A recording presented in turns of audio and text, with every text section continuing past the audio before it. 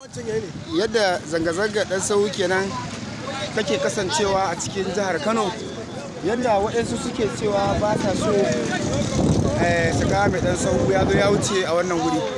Amma yanzu za mu tambayi ɗaya daga cikin masu sana'ar adaidaita sau, za mu ji ta bakin shi ko me zai iya gaya masu saurare.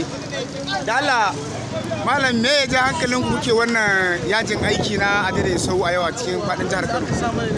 Sun yi yawa, dole babba wani abu ya duba mana ya gani da muka fito habba din mu aka lotsa. Oke, shi dan sauran naku aka lotsa muku kenan? Yawwa, dan sauran naku aka lotsa mana. Saboda haka mu ne ba za mu yadda ba sai an soke mana kuɗin da ake nema. Oke, wani kuɗi gwamnati ta sa muku kenan na haraji take nema a gare ku? Haraji ba aka sa mana kuɗi masu zafi, wanda ma a faɗar ma su take ma tare da sau a jihar Kano. To mu da suke so mu zama, so suke mu rinka sata.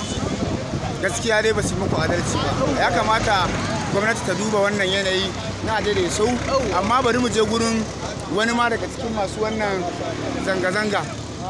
Aliyu,